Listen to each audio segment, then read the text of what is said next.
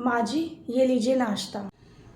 ये क्या बहू, तूने मुझे फिर से स्प्राउट्स दे दिए?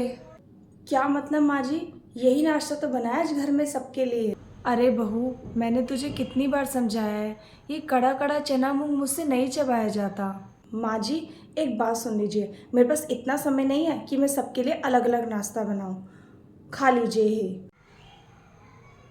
और वैसे भी स्प्राउट्स तो आपके लिए अच्छा है ना, तो कम से कम इसे उबाल तो दिया कर। उबला हुआ तो मैं फिर भी खा लेती हूँ। तो फिर क्या बनाया करूँ आपके लिए? सब कुछ खाने में तो आपको तकलीफ ही होती है। भरपेट नाश्ता नहीं खाऊंगी तो दवाइयाँ कैसे खाऊंगी? और मेरी हालत तो ऐसे और ख़राब होती जाएगी। अच्छा, ऐसा करती हूँ, आपके लिए दूध ब्रेड ले आती हूँ, वो आपके लिए मुलायम भी रहेगा, आप आराम से खा लेंगी। लेकिन बहू, ब्रेड तो मैंने कल भी खाया था बहू। जब हाथ पैर सही थे तो अपना मन चाहा बना लिया करती थी, लेकिन अब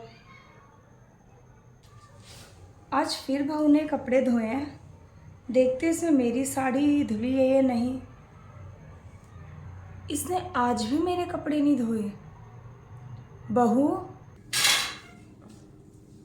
बहू, तूने आज इतने सारे कपड़े धोए लेकिन इसमें मेरी साड़ी नहीं दिख रही है।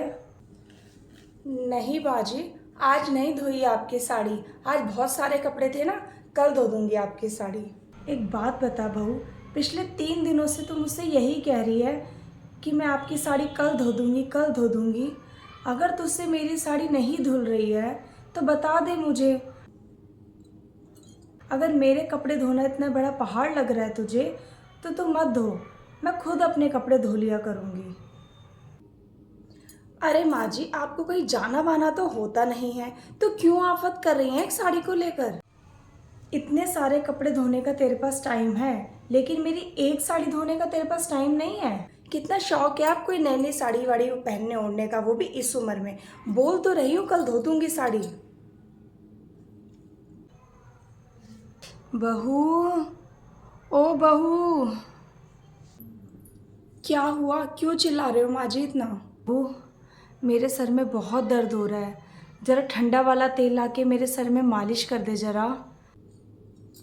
दर्द सर के मारे ना फटा जा रहा है। एक मिनट रुकिए। ये लीजिए माँ जी, ये पेन किलर है, इसमें से एक पेन किलर खा लीजिए और इस दुपट्टे से अपना सर बांध लीजिए, आराम मिल जाएगा। अरे बहू, डॉक्टर ने मुझे ये दर्द वाली दवाई खाने से मना किया है, इसलिए तो तुझसे बोल रही हूँ। माँ जी, मेरे पास इतना फालतू समय नहीं है कि मैं बैठ के आपका सर दबाऊँ या पैर दबाऊँ। ये लीजिए।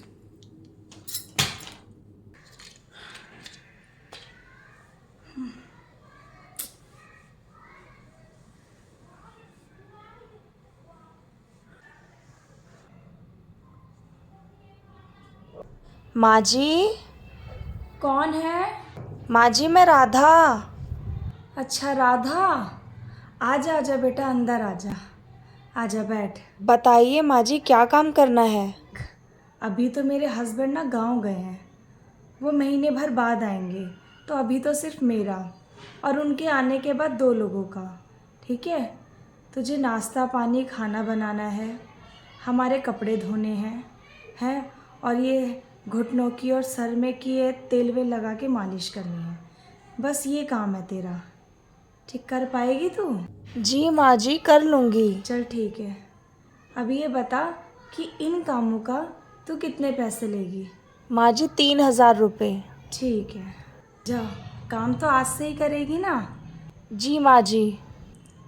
तो जा, अभी नाश्ते में ना मेरे लिए 2 चीले बना ला, कम मसाले और कम तेल के, मुझे दवाई खानी है। सिर्फ 2 चीले माँ जी? हाँ बस 2 ही, अपने लिए भी बना लियो, ठीक है? जा। माँ जी, आपका दिमाग खराब हो गया है क्या? अपने ये ऐशो आराम के लिए इतने पैसे खर्च कर रही हैं? ऐशो आराम के लिए नहीं कर रही हूँ बहू, अपनी ज़रूरतों के लिए कर रही हूँ, जिसका तुम्हें कुछ ध्यान नहीं है।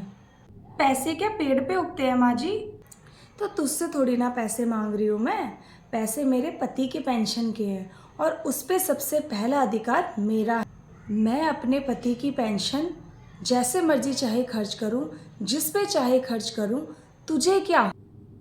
तू जा अपना काम कर, अपने कपड़े धो और अपने लिए बढ़िया बढ़िया मसालेदार खाना बना। यह मेरे बारे में जानने अब क्यों आई है तू? 4 दिन की जिंदगी बची है आपकी, चुपचाप रह नहीं सकती है क्या आराम से?